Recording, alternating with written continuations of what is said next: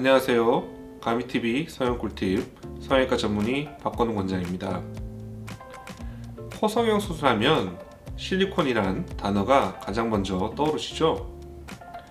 동양인들은 서양인들에 비해 콧대의 피부와 연부 조직이 두껍고 잘 늘어나지 않는 편이며 콧대가 심하게 낮은 경우가 많아 자가 조직을 사용하기보다는 인공보형물을 사용하여 콧대를 높이는 빈도가 많습니다. 그래서 이번 시간에는 콧대 성형에 사용하고 있는 다양한 종류의 인공보형물 재료에 대해 알아보도록 하겠습니다.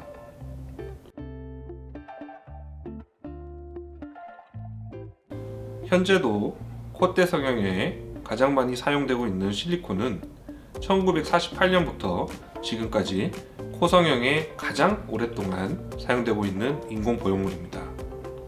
실리콘은 고어텍스와 달리 인체에 삽입 후 시간이 지나도 높이의 변화가 없는 큰 장점이 있습니다.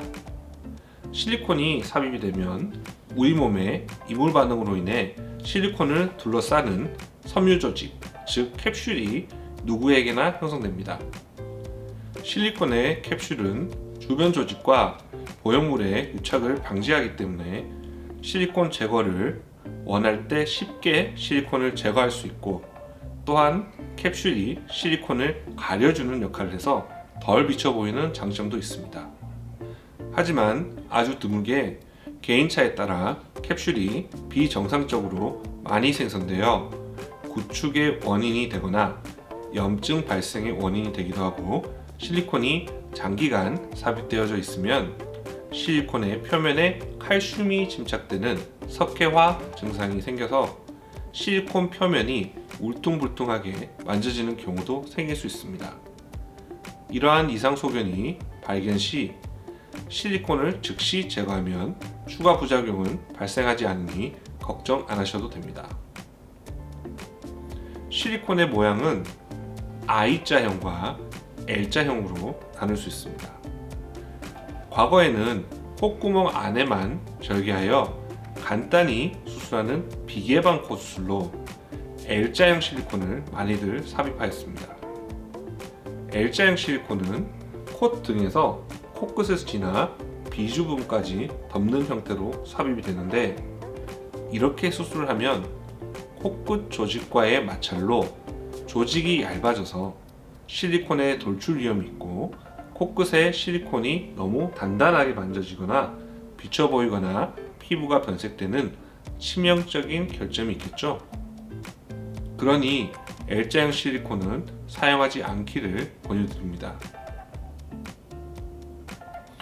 요즘에 대부분은 비주절개를 통한 개방형 코 수술을 주로 하고, I자형 실리콘을 콧등 부위에서 코끝점의 약간 상방까지만 사용을 하고, 코끝 부위는 자가연고를 사용하여 코끝의 문제를 미연에 방지하고 있습니다.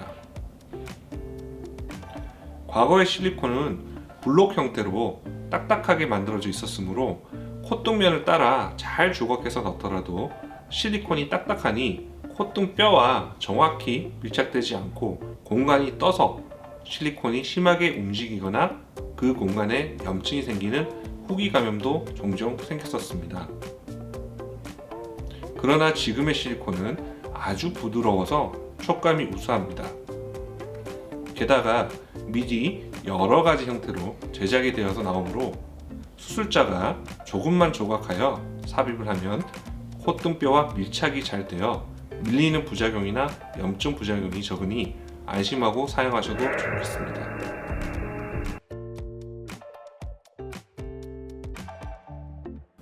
고어텍스 보형물은 PTFE라는 합성수지로 만들어져 있고, 내부에 벌집 모양의 미세한 구멍들이 있어서 공기가 통할 수 있는 구조이며 1993년 FDA 식약청 허가 후에 코 수술에도 사용이 되고 있는 재료입니다. 수술 후 조직들이 보형물의 미세한 구멍으로 자라 들어가면 보형물이 조직에 딱 고정되어 움직이지 않아서 감염과 염증에 강하다는 큰 장점이 있습니다. 또한 보형물을 싸는 캡슐의 형성이 없어서 구축으로 인한 코 변형이 적다는 장점도 있겠죠. 그러나 여러 가지 단점들도 있습니다. 첫째로 고어텍스는 두꺼운 종이 모양의 시트형과 블록형 두 가지가 있는데, 시트형은 겹쳐서 높이를 만들어야 하고 블록형은 깎아서 모양을 만들어야 하기에 보형물의 조작이 번거롭습니다. 두 번째로는 실리콘에 비해 고어텍스는 시간이 지나면서 높이가 10에서 20% 정도까지 낮아지게 됩니다. 이런 높이의 변화는 수술 후 모양의 예측성이 떨어진다는 단점이 되겠죠. 세 번째로는 조직이 고어텍스의 미세한 구멍으로 자라 들어가 주변 조직과 유착이 생겨서 보형물을 제거할 때 조직에 껌처럼 딱 달라붙어 있어 제거가 어렵다는 단점도 있습니다.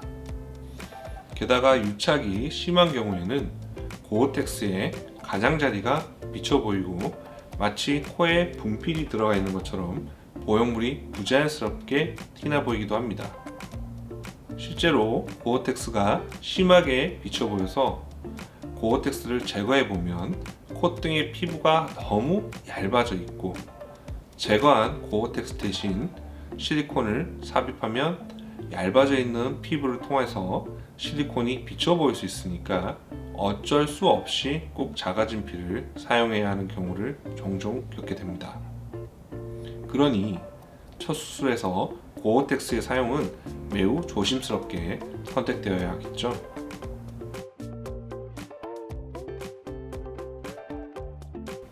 앞에서 설명드린 두 가지의 보형물의 장점만 따서 실리콘의 본체 표면에 얇은 고어텍스를 입힌 실리텍스라는 제품도 있습니다. 높이의 변화가 거의 없고 보형물의 움직임이 적다는 장점이 있습니다만, 고어텍스가 입혀져 있어서 보형물을 조각하기가 어렵고 보형물의 경계 부위가 비쳐 보이며 제거가 어렵다는 단점은 여전히 가지고 있어서 사용량이 많지 않은 것 같습니다. 아직까지 부작용이 전혀 없는 이상적인 보형물은 알려져 있지 않고, 각 재료는 장단점이 있어서 어떤 재료가 항상 우월하다고는 할 수는 없습니다. 게다가 성형외과 의사들 사이에서도 성형 재료에 대한 주장이 각각 다르니 환자분들이 매우 혼란스러울 수 있다고 생각합니다.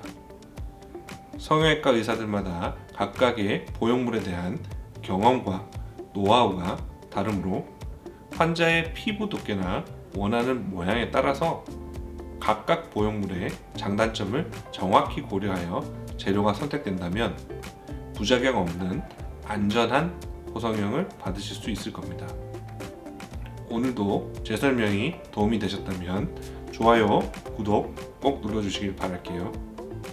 그럼 다음 시간에 또 유익한 성형 정보로 만나요. 여러분 안녕.